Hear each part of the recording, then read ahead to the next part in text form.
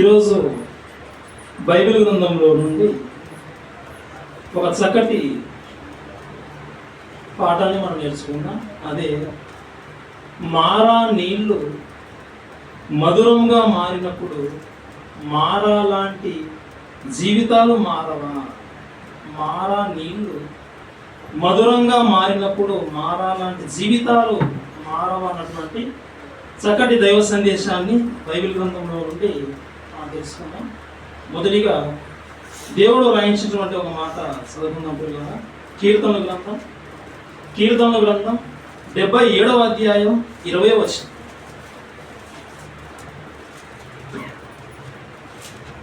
కీర్తనల గ్రంథం 77వ అధ్యాయం 20వ వచనం. మోషే అహరోనుల చేత నీ ప్రజలను మందవలే నడిపించితివి. ఇక్కడ దేవుడు ఇశ్రాయేలీల ప్రజలను నడిపించాడు. ఇశ్రాయేలీలకు నాయకులుగా ఎవరున్నారంటే మోషే, అహరోను. ఈ మోషే అహరోనుల చేత దేవుడు ఇశ్రాయేలీలను నడిపించాడు. అదే మాట ఇక్కడ జ్ఞాపకం చేస్తూ ఉన్నాడు. మోషే అహరోనుల చేత నీ ప్రజలను మందవలే నడిపించిదివి. ఒక గొర్రెల కాపరి గొర్రెలను మేకలను తోలుకుంటూ నడిపిస్తూ ఉంటాడు. అలాగే నీ ప్రజలైనటువంటి ఇశ్రాయేలీలను ప్రభువా నువ్వే నడిపించావు. నడిపించింది నువ్వే. అయితే ఎవరి ద్వారా నడిపించావంటే, ఎవరి చేత నడిపించావంటే మోషే అహరోనుల చేత నడిపించావు. నిజమే, దేవుడు ఇశ్రాయేలు నడిపించాడు. మోషే అహరోనులు నాయకులుగా వారికి ఇచ్చి నడిపించాడు. అయితే వారిని నడిపించినప్పుడు వాళ్ళు వెళ్ళినటువంటి మార్గం ఎలా ఉందంటే రాజమార్గం కాదు. ఇశ్రాయేలీలు ఐగుప్తులో నుండి కనానుకు బయలుదేరినటువంటి సందర్భంలో వారు వెళ్ళినటువంటి మార్గం అనేది అది రాజమార్గం కాదు, కఠినమైన మార్గం. దేవుడే చెప్తా ఉన్నాడు. చూద్దాం ఒకసారి అది ఎలా ఉంది అనేది చూద్దాం. ద్వితీయోపదేశకాండం 8వ అధ్యాయం 15వ వచనంలో ఇక్కడ ప్రస్తావిస్తూ వాళ్ళు ఎలాంటి మార్గంలో నడిచారనేది ఇక్కడ దేవుడు తెలియజేస్తూ ఉన్నాడు. ద్వితీయోపదేశకాండం 8వ అధ్యాయం 15వ వచనం. తాపకరమైన పాములను తేళ్లును కలిగి ఎడారి అయి నీళ్లు లేని భయంకరమైన ఆ గొప్ప అరణ్యములో ఆయన నిన్ను నడిపించెను. దేవుడు ఇశ్రాయేలీయుల గురించి నడిపించాడని, ఆ నడిపించింది మోషే గారు మళ్ళీ జ్ఞాపకం చేస్తా ఉన్నాడు. ద్వితీయోపదేశకాండం అంటే రెండోసారి ఉపదేశించాడు. దేవుడు మిమ్మల్ని ఎలా నడిపించాడంటే, ఎలాంటి మార్గంలో నడిపించాడంటే తాపకరమైన పాములు తేళ్లు అంటే విషపూరితమైనటువంటి జంతువులు ఉన్నటువంటి ఆ మార్గంలోకి దేవుడు ఇశ్రాయేలు నడిపించాడు. ఇది ఒక ప్రమాదకరంగా ఉంది. ఇక చూస్తే ఎడారిలో నడిపించాడు, నీళ్లు లేని చోట నడిపించాడు, అరణ్యం భయంకరమైన అరణ్యంలో నడిపించాడు. ఇలాంటి క్లిష్టమైన మార్గం, ఈ ప్రయాణం సుగమంగా లేదు. అలాంటి మార్గంలోకి దేవుడు ఇశ్రాయేలు నడిపించాడు. దేవుడు నడిపిస్తే, దేవుడు ఏదైనా చేస్తే చాలా హ్యాపీగా ఉండాలి, చాలా సంతోషంగా ఉండాలి. కానీ దేవుడు ఇశ్రాయేలును బయటికి తీసుకొని వచ్చాడు వారి బానిసత్వంలో నుండి. నడిపించేటప్పుడు ఎక్కడ నడిపించాడంటే అరణ్యంలో నడిపించాడు. ఎడారులు గోతులు ఉన్నటువంటి భయంకరమైనటువంటి విషపు జీవులు ఉన్నటువంటి ఆ మార్గంలో నడిపించాడు. ఎందుకు నడిపించాడు? ప్రభువా ఎందుకు ఈ మార్గంలోకి మమ్మల్ని నడిపించావు అని ఇశ్రాయేలు అడిగితే దేవుడు చెప్పిన మాట చూడండి ఒకసారి. ద్వితీయోపదేశకాండం 29వ అధ్యాయం 5వ వచనం. ద్వితీయోపదేశకాండం 29వ అధ్యాయం 5వ వచనంలో ఒక కారణాన్ని చెప్తా ఉన్నాడు. ఎందుకు అరణ్యంలో నడిపించానంటే మిమ్మల్ని ఒక కారణం, నేను మీ దేవుడైన యెహోవానని మీరు తెలుసుకొనున్నట్లు 40 సంవత్సరములు నేను మిమ్మును అరణ్యములో నడిపించి తిని. ఎందుకు నడిపించానంటే నేను మీ దేవుడైన యెహోవానని, నేను మీ దేవుణ్ణని మీరు తెలుసుకోవాలని అరణ్యంలో నడిపించాను. భయంకరమైనటువంటి అరణ్యంలోకి మేము నడిపించాను. ఉద్దేశం ఏంటో తెలుసా? మీ దేవుని నేనే. మరి ఐగుప్తులో ఉన్నప్పుడు ఐగుప్తులో ఉన్నటువంటి ఎన్నో దేవతలను చుట్టూ ఉన్న వారిని చూస్తూ ఉంటారు. ఇంతమందిలో ఈ యెహోవా దేవుడు, ఈ దేవుడే మాకు నిజమైన దేవుడు అని వారికి ఆ సమయంలో పెద్దగా తెలిసిపోవచ్చు.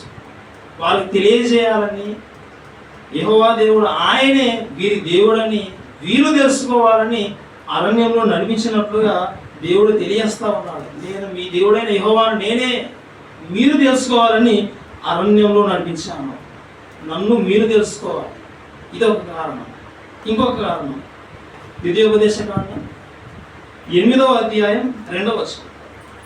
ద్వితీయోపదేశకాండం 8వ అధ్యాయం 2వ వచనం. మరియు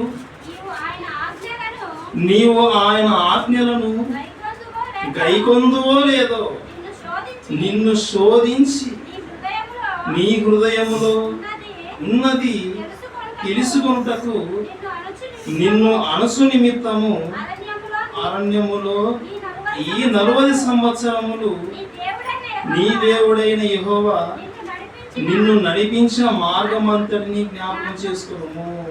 ఇక్కడ కారణం చెప్పాడు. ఎందుకు అరణ్యములో 40 సంవత్సరాలు నడిపించానంటే నీవు ఆయన ఆజ్ఞలు గైకొంటావో లేదో, నువ్వు దేవుని మాటలు వింటావో వినవో. మీరు దేవుని మాటలు వింటారంటే అందరు చేయెత్తి నేను వింటాను. ఆయన ఏం చెప్పినా వింటానంటాం. కానీ సమస్య సందర్భం వచ్చినప్పుడు మాత్రం కారణాలు చెప్పి మనం వెళ్ళిపోతాం. ఇక్కడ ఇశ్రాయేలీయులు కూడా మేము దేవుని పని చేస్తాం, మేము దేవుని మాట వింటాం, ఓకే మోసే చెప్పినట్టు చేస్తామంటారు. కానీ వింటారో వినరో, ఆయన మాట ఆయన ఆజ్ఞ గైకొంటారో గైకొనరో అది తెలుసుకోవాలని దేవుడు అరణ్యంలో ఆ మార్గంలో నడిపించాడు. అంటే దేవుడు పరీక్షించకుండానే దేవుడు తెలుసుకోలేడా? దేవుడు మనసు చూసి మనిషి యొక్క మనసులోని సంగతులన్నీ తెలుసుకుంటాడు. కానీ ఆయన మన మనసులో ఉన్నంతా బయటికి రావాలని, మన నోటిలో ఉండే రావాలని ఆయన కొన్ని సందర్భాల్లో కష్టం పెట్టినట్టుగా అర్థమవుతూ ఉంటారు. అన్నీ ఉంటే దేవుని స్తోత్రం, దేవుడికి మహిమ, యెహోవా దేవుడు గొప్పవాడు, ఆయన కరుణామయుడు ఇలా చెప్తాం. కష్టము బాధ వచ్చినప్పుడు దేవుడు లేడేం లేడు. ఇలాంటి కారణాలు చెప్పే విధంగా మనుషులు సందర్భం వచ్చినప్పుడు దేవుణ్ణి ఘనత వచ్చే విధంగా కీర్తించరు. కానీ దేవుని అపార్థం చేసుకొని కొన్ని మాటలు దేవునికి విరోధంగా పలుకుతారు. అలా ఏమైనా పలుకుతారేమో, అలాంటి సందర్భాలు ఉన్నాయేమో. అవి మనలో నుండే మన నోటి ద్వారానే బయటకు తెప్పించే విధంగా దేవుడు అలాంటి పరిస్థితులు కలిగేసినా కానీ మనం ఆ సమయంలో ఏం చేయాలి? నోరెత్తకుండా సైలెంట్గా ఉండాలి. అప్పుడు మనం విజయం పొందుతాం. ఇక్కడ ఇశ్రాయేలును కూడా ఎందుకు నడిపించాడంటే మీరు ఆయన మాటలు వింటారో లేదో మిమ్మల్ని శోధించి మీ హృదయంలో ఉన్నంతా తెలుసుకొనుటకే, మీ హృదయంలో ఏముందో అంతా తెలుసుకోవడానికే. అన్నీ ఉన్నప్పుడు బాగానే ఉంది. ఎప్పుడైతే నీళ్ళు లేదో, ఆహారం లేదో అప్పుడు సనువులు స్టార్ట్ అయ్యాయి. అంటే వారి మనసులో ఉన్నది ఇది సంగతి. సమస్య వచ్చినప్పుడే వాళ్ళ మనసులో ఉన్నది ఏదో బయటికి వచ్చేసింది. సమస్య పెట్టకపోతే ఆ మనసులో ఉన్నది ఏదో బయటికి రాదు. ఎందుకు నడిపించానంటే ఇందాక మొదటి మాట చదువుకున్నట్టుగా నా గురించి మీకు తెలియాలని నడిపించాను. ఇప్పుడు ఇక్కడ 8వ అధ్యాయం 2వ వచనంలో మీ హృదయంలో ఏముందో నేను తెలుసుకోవాలని అందుకు నడిపించాను. ఇదో కారణం. మీ గురించి నేను తెలుసుకోవాలి, నా గురించి మీరు తెలుసుకోవాలి. ఈ 2 వచనాలు తెలిసిపోయింది. ఇంకో కారణం చెప్తా ఉన్నాడు చూడండి. యెహోషువ గ్రంథం 5వ అధ్యాయం 6వ వచనం.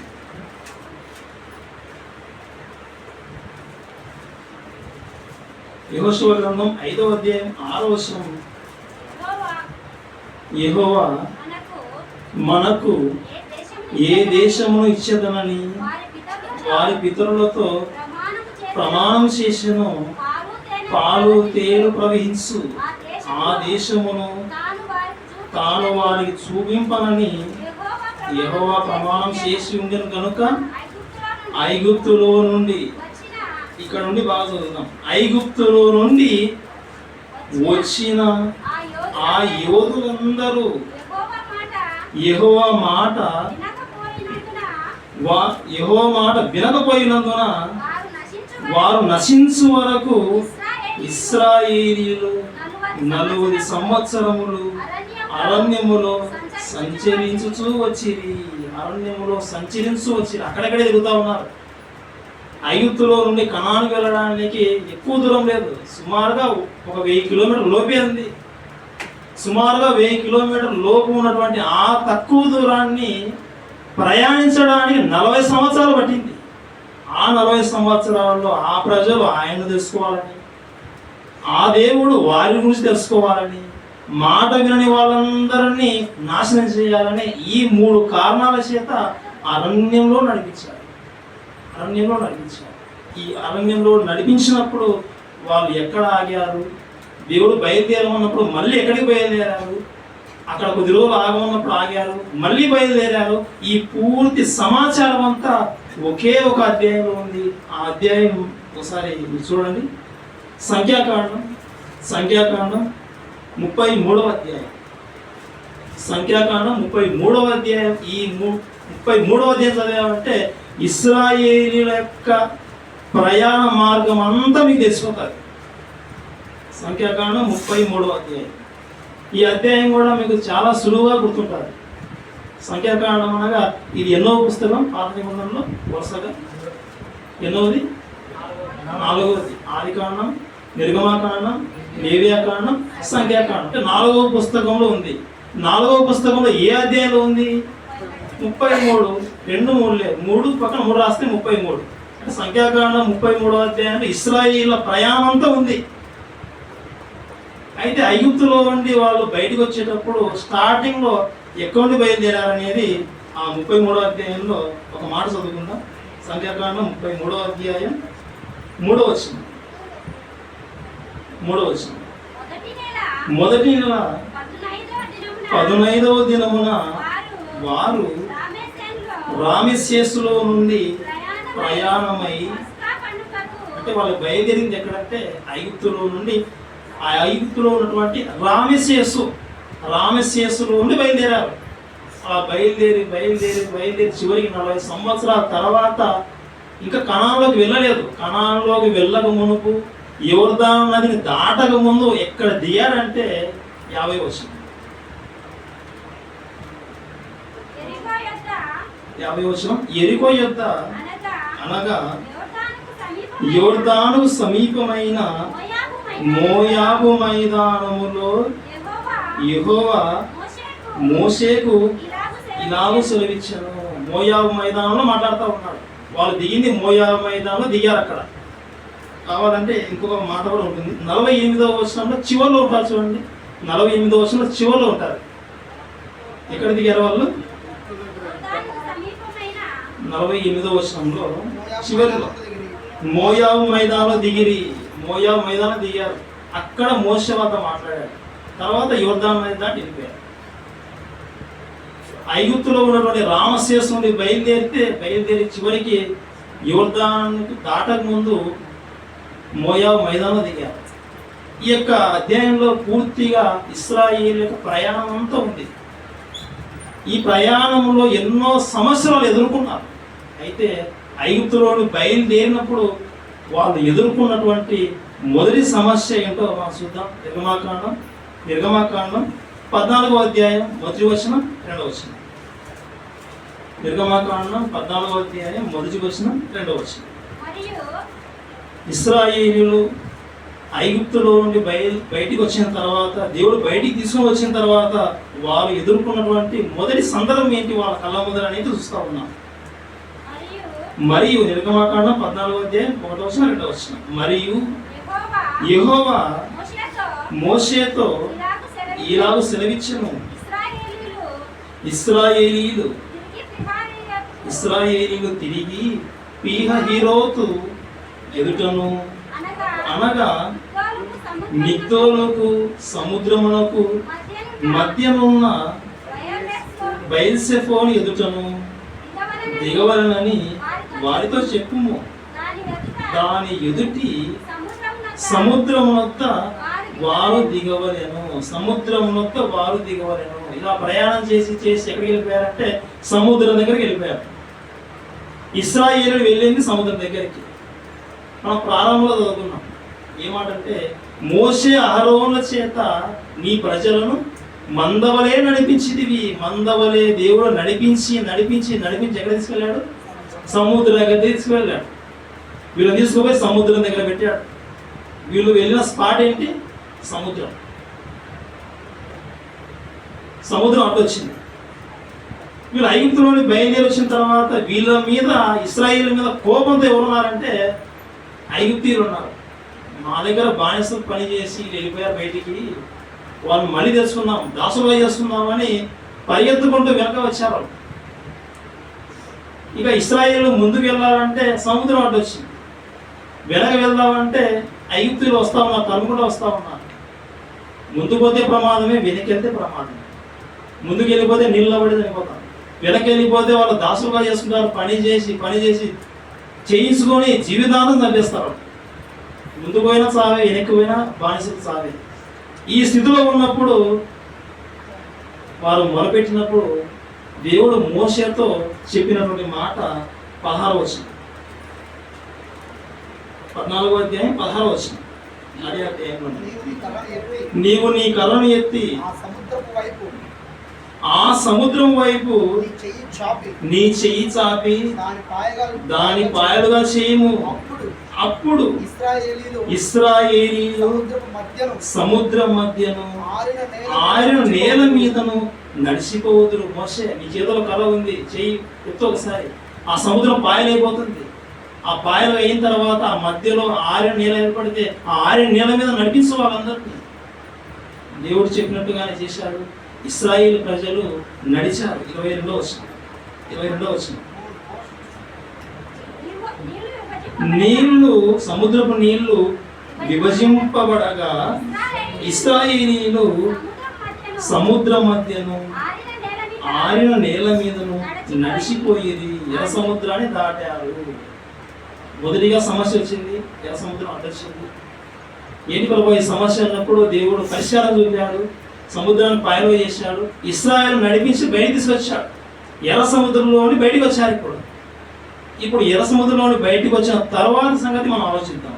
నిర్గమాకాండం 15వ అధ్యాయం పక్కనే ఉంది. 15వ అధ్యాయం 22వ వచనం. మోషే ఎర్ర సముద్రము నుండి జనులను సాగజేయక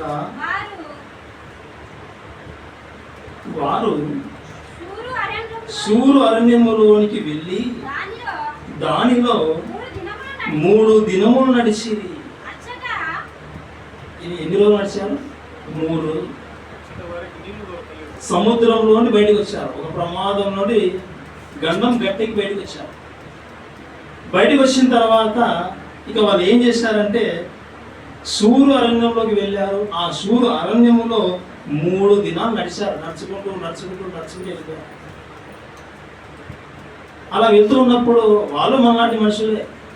ఇశ్రాయేలు మరి కాళ్ళకున్న చెప్పులు అరగలేదు, దుస్తులు మాయలేదు అన్నప్పుడు మరి వాళ్ళు నీళ్లు తాగారు, అన్నం తిన్నారు. అన్నం కావాలన్నారు, మాంసం కావాలని అడిగారు. వాళ్ళు మనలాంటి మనుషులే కదా. వాళ్ళు కూడా నీళ్లు దప్పిక అవుతూ ఉంటాయి. 3 రోజులు నడిచారు కానీ వాళ్ళకి నీళ్లు దప్పిక అవుతూ ఉన్నాయి. నీళ్లు కావాలని వారికి అవసరం ఏర్పడి 3 రోజులు నడిచినా కానీ అచ్చట వారికి నీళ్లు దొరకలేదు. నీళ్లు దొరకని పరిస్థితి. నీరు చాలా అవసరం, ప్రధాన వనరు. మనిషి బ్రతకడానికి ప్రధానమైనటువంటి వనరుల్లో ఒకటి గాలి, తర్వాత నీరు, తర్వాత ఆహారం. ఈ ప్రాథమికమైనవి ఇవి అవసరం మనిషి. గాలి అంటే ఆల్రెడీ ప్రకృతిలో ఉంది, ఆల్రెడీ వాళ్ళు ముక్కు ద్వారా పీల్చుకుంటూ ఉంటారు. తర్వాత నీళ్ళు అవసరం. వాళ్ళు నడిచినప్పుడు ఎక్కడ నీళ్ళు కనబడడం లేదు. పోనీ వెనక్కి వెళ్దామంటే వెనక్కి వెళ్ళిపోతే సముద్రం నీళ్ళు, ఉప్పు నీళ్ళు. వెనక్కి వెళ్ళిపోతే ఒకవేళ అక్కడ నీళ్ళు దొరకవు. ఆ దొరికిన నీళ్ళు కూడా ఉప్పు నీళ్ళు కాబట్టి తాగలేని పరిస్థితి. 3 రోజులు నడిచినా కానీ నీళ్ళు దొరకలేదు.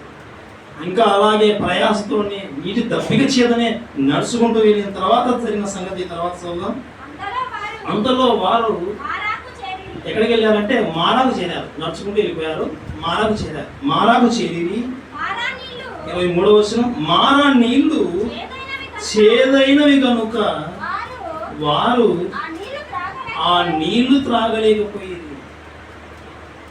నీళ్లు కనబడ్డాయని సంతోషపడ్డారు. పరిగెత్తుకుంటూ వెళ్ళిపోయి తాగాలని తీసుకొని తాగుతుంటే చేదు. మారాలో నీళ్ళు ఏ విధంగా ఉన్నాయి? చేదు. మారా అనగా అక్కడ ఒక అంకె ఉంది, కింద పుట్టినట్టు చూడండి, చేదు. మారా అని పేరు కలిగాము. ఆ నీళ్లు త్రాగలేకపోయారు. ఎందుకు త్రాగలేకపోయారంటే చేదు. మారా అనగా చేదు. ఇలాంటి పరిస్థితుల్లో ఉన్నారు. సముద్రం దాటేశారు. అక్కడ చూస్తే ఉప్పు నీళ్ళు, ఇక్కడికి వస్తే చేదు నీళ్ళు. ఏంటి ప్రభు అని మళ్ళీ దేవుని అడగడానికి ముందుగానే ఏమంటే ఇలా ఆలోచన ఎప్పుడైనా సరే ముందు ఉన్న నాయకులు మోసే అహరోనులు వీళ్ళని అడగడం.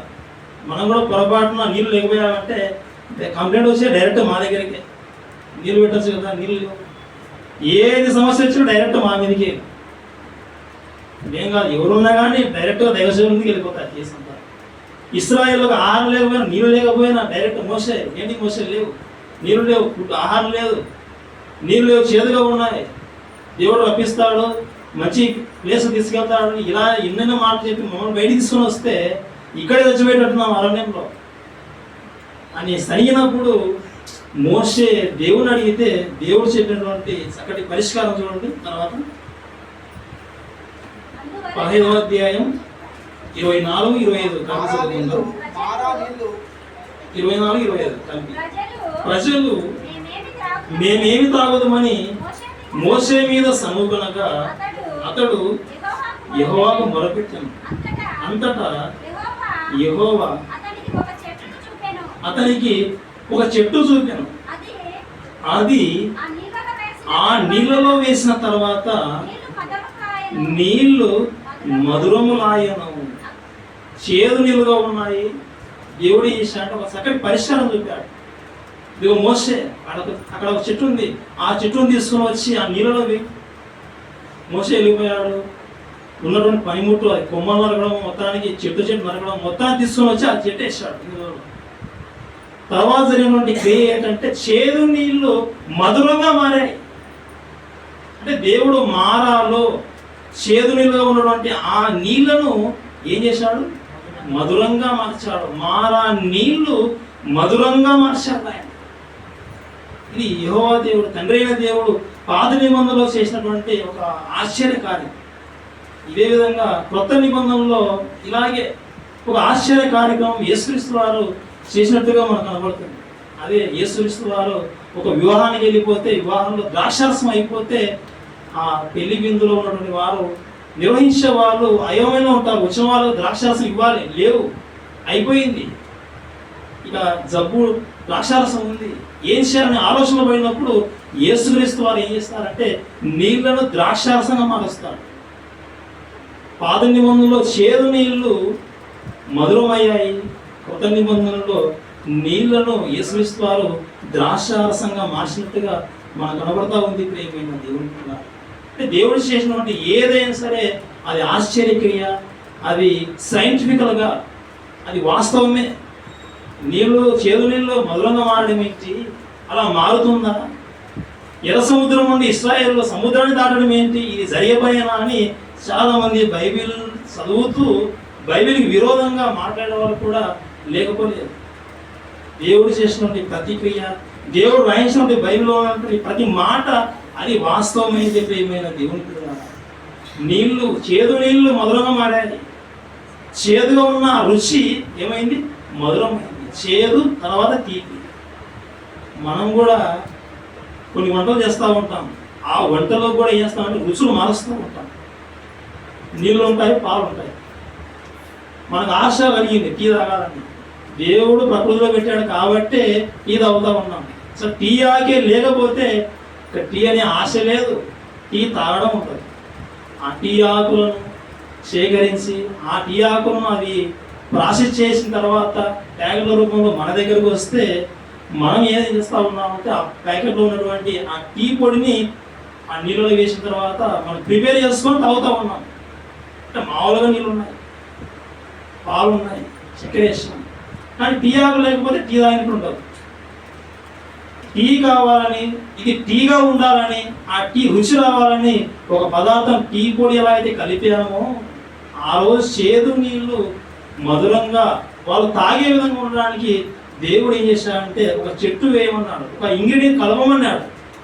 ఈరోజు మనం కూడా టీ కావాలంటే టీ పొడి కలుపుతాం, కాఫీ కావాలంటే కాఫీ పొడి కలిపి ప్రిపేర్ చేసుకొని తాగుతాం. ఇంకా కొంతమంది నాకు టీ పడదు, కాఫీ పడదు, నేను సొంటి తాగుతాం అంటారు. ఇలా సొంటి పొడి వేయడం కలపడం అంటే మనమే మన కళ్ళ ముందర దేవుడు పెట్టినట్టు ప్రకృతిలో వస్తువులు తీసుకొని మనకు అవసరం వచ్చేది ప్రిపేర్ చేసుకుంటూ ఉన్నప్పుడు ఇవే రుచులు మారుతూ ఉన్నప్పుడు దేవుడు చేసింది ఆ రోజు అది వాస్తవమా కాదంటే వాస్తవమే. ఈ తాగే విషయమే. ఇక తినే విషయం గురించి ఆలోచిస్తే ప్రతిరోజు తినే రైసే, కొత్తగా ఉండాలని కలర్ రైస్ తినాలని చేసేవాళ్ళు లేకపోతే రోజు తినే రైసే, అందులో ఎగ్ వేసి ఎగ్ రైస్ తినేవాళ్ళు ఉన్నారు. మనమే రకరకాలుగా ఆహార పదార్థాలు రుచులు మారుస్తూ ఉన్నాం. రోజు తినే పప్పే, ఈ పప్పు ఇలా ఎందుకు ఉండాలి, కొంచెం పుల్లగా ఉండాలని తినాలని గోంగూర కలిపేవాళ్ళు. తర్వాత ఈ చింత చెట్టు సంబంధించిన చింత చిగురు వేసి మరి ప్రిపేర్ చేసుకొని పప్పు తీసుకుంటే అది పుల్లగా ఉంటుంది. పాలకూర, తోటకూర ఇవన్నీ వేయడం ద్వారా మనం తినే పప్పుకే ఇంట్లో ఉన్న స్త్రీలు రుచులు మారుస్తూ ఉన్నప్పుడు దేవుడు ఆ రోజు చేదు నీళ్లను మధురంగా మార్చగలడు. ఈరోజు మనుషులే వంటలకు రుచి ఇస్తూ ఉన్నారు ఉప్పు వేయడం ద్వారా. ప్రియమైన దేవుని పిల్లలారా, దేవుడు చేసినటువంటి ఈ క్రియ కూడా వాస్తవమైనదే. చింత చిగురు వేయడం ద్వారా ఈ పప్పుకే పులుపు వస్తూ ఉంటే, పప్పుకే పులుపు ఎక్కిస్తూ ఉంటే ఆ రోజు చేదు నీళ్లను మధురంగా ఆ మధురాన్ని ఎక్కించలేడా, రప్పించలేడా, చేయగలడు. వాళ్ళు చక్కగా దేవుడు చేసినటువంటి ఆశ్చర్యక్రియాన్ని తలంచుకొని చక్కగా నీళ్లు తాగారు. మారా నీళ్లు మధురంగా మార్చిన దేవుడు ఈరోజు మారాలాగా చేదైన జీవితాలను మధురంగా మార్చలేడా, మధురంగా మార్చగలడా? మార్చగలడు. ఒకప్పుడు మనం కూడా దేవుని ఎరుగమనుకు, దేవుడు అంటే తెలియని పరిస్థితి, లోకంలో పాపం చేస్తూ దేవుని నమ్మక ఈ లోకం కోసమే మరి ఆలోచిస్తూ ఈ భూమి మీద ప్రత్యేక కాలం వరకే ఆలోచించి వాటి కోసమే ప్రయాసపడే మనల్ని కూడా దేవుడు ఏం చేశాడంటే ఆయన ప్రేమించి తన మానవ దగ్గర తీసుకొని వచ్చాడు, ఆకర్షించాడు. ఒక విధంగా మన జీవితంలో కూడా ఒకప్పుడు గతంలో బాప్తిసం పొందినప్పుడు చేదైన జీవితమే, ఈ చేదైన మన జీవితంలో కూడా ఆయన ఆ రోజు చేదు నీళ్ళలో చెట్టు వేయమని చెప్పినట్టుగానే మన జీవితంలో కూడా ఒక ఇంగ్రీడియంట్ కలిపాడు. ఆ రోజు చేదు నీళ్ళు మధురంగా మారడానికి ఒక చెట్టు వేశారు నీళ్ళలో. ఈరోజు మన జీవితాలు మధురంగా మారాయి యేసుక్రీస్తుని నమ్మడం బట్టి. యేసుక్రీస్తుని విశ్వసించక మనకు, బాప్తిసం పొందక మనకు ఒకప్పుడు మన జీవితాలు కూడా చేదైనవే. ఈ చేదైన జీవితాలలో ఉన్నప్పుడు మన జీవితంలో కూడా ఒకటి ప్రవేశించింది. అది ఏంటో చూద్దాం ఒకసారి. కీర్తన గ్రంథం 19వ అధ్యాయం 10వ వచనం 11వ వచనం. కీర్తన గ్రంథం 19వ అధ్యాయం 10వ వచనం. 9-10 కలిపి చదవండి ఒకసారి. కీర్తన గ్రంథం 19వ అధ్యాయం 9వ వచనం 10వ వచనం. యెహోవా యందైన భయము పవిత్రమైనది, అది నిత్యము నిలుచును. యెహోవా న్యాయ విధులు సత్యమైనవి, కేవలం న్యాయమైనవి, దేవుని మాటలు న్యాయమైనవి, సత్యమైనవి. అవి బంగారు కంటెను దేవుని మాటలు ఎలాంటివంటే అవి బంగారు కంటెను, విస్తారమైన విస్తారమైన మేలు బంగారు కంటెను, కూరదగినవి తేనె కంటెను, జింపితేనె ధారల కంటెను జుంటి తేనె దారుల కంటెను. మధురమైనవి. ఎలాంటివట? మధురమైనవి. దేవుని మాటలు మధురమైనవి, తేనె కంటే, జుట్టు తేనె దార కంటే మధురమైనవి. మధురమైనటువంటి ఈ దేవుని మాటలను ఏం చేశాడంటే, దేవుడు మనల్ని ప్రేమించి ఆకర్షించి ఆ దేవుని మాటలు ఏం చేశాడంటే మన జీవితంలోకి వేశాడు. మన జీవితంలో ఎప్పుడైతే దేవుని మాటలు పడ్డాయో చేదైనటువంటి మన జీవితాలు ఏమైపోయాయి? మధురంగా మారాయి. మధురంగా మారాయి. మారా నీళ్లు మధురంగా మారినప్పుడు మారా లాంటి జీవితాలు మారతాయి. ఇప్పుడు దేవుని మాటలు చేదైన హృదయాల్లోకి వెళ్ళిపోతే ఆ వాక్యం ఏం చేస్తుందంటే వారి జీవితాలను మధురంగా మారుస్తుంది. అలా మార్చినటువంటి వాళ్ళలో మనం ఉన్నాం. మన జీవితాలు కూడా యేసుక్రీస్తుని విశ్వసించి మన జీవితాలు మధురంగా మార్చబడ్డాయి. పరలోకంలో దేవుడు, మరణిస్తే మరోలోకం పాదాల్లోకం ఉంది. ఈ రహస్యాలన్నీ మనకు తెలిసాయి. దేవుని పని చేయడం వల్ల ప్రతిఫలం ఉంది.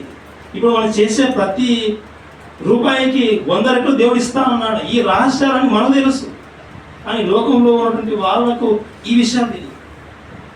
అయితే దేవుడు మనకు ఒక జాగ్రత్త చెప్తా ఉన్నాడు. ఆయన మీ జీవితాలు మధురంగా మార్చబడ్డాయి.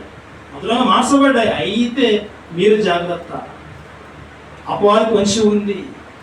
మధురమైనటువంటి మీ జీవితాలను అది మళ్ళీ కల్తీ చేస్తారు.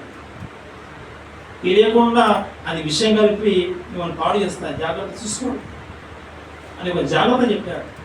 చూద్దాం చివరిగా అపోస్తలుడైన పౌలు హెబ్రీయులకు రాసిన పత్రిక 12వ అధ్యాయం 15వ వచనం.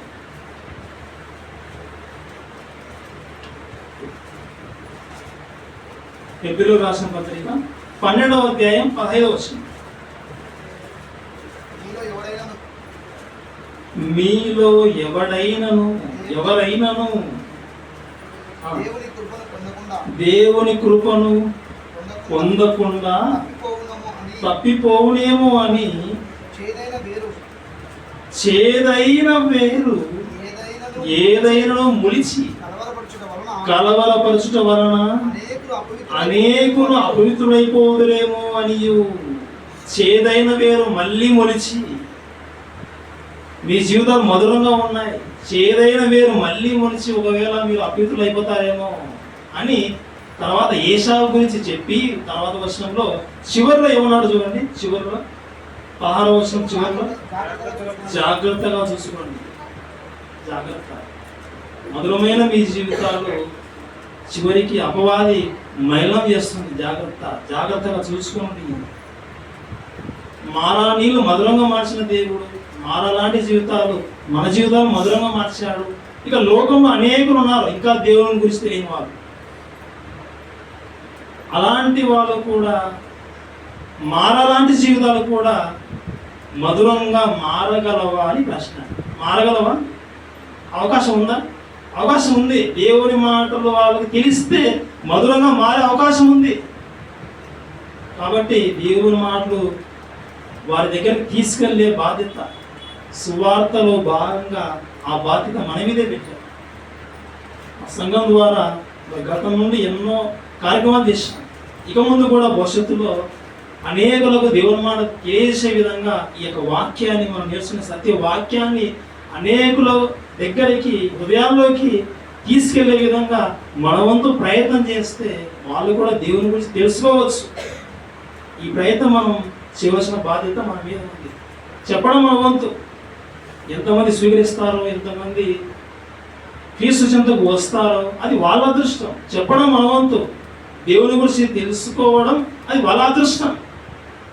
ప్రియమైన దేవుని పిల్లలారా, ఈ యొక్క విషయాలు వినటువంటి మీరు మరి దేవుని యొక్క పనిలో ఎల్లప్పుడూ ఉండాలని ఈ యొక్క మాట తెలియజేస్తూ ఈ యొక్క విషయాలతో మరి యొక్క పాఠాన్ని ముగిస్తున్న పిల్లలు మరి అందరూ ప్రార్థనలో ఏకీభవించవలసిందిగా ప్రేమతో కోరుకుంటూ ఉన్నారు.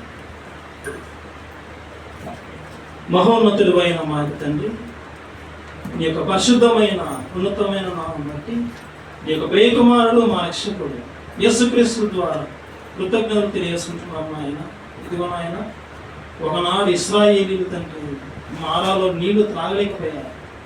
చేదైన నీరు నాయన ఒక చెట్టు వేయడం ద్వారా ఆ నీటిని తండ్రి మధురంగా మార్చారు నాయన. అలాగే ఒకప్పుడు మారా లాంటి చేదైన జీవితాలు నాయన, చేదైనటువంటి జీవితాలు ఉన్నటువంటి మా జీవితంలోకి నాయన మధురమైన నీ మాటలు ప్రవేశింపజేశారు. నీ యొక్క మాటలు తెలుసుకుని నాయన మా యొక్క జీవితాలు తండ్రి నీ యొక్క వాక్యం అందు తండ్రి మధురంగా మార్చుకున్నాం.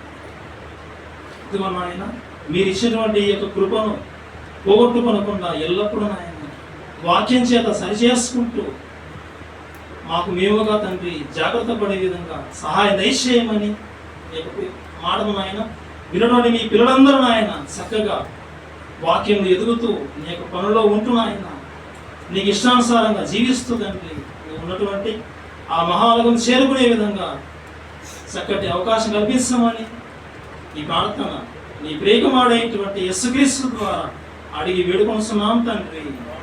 ఆమేన్.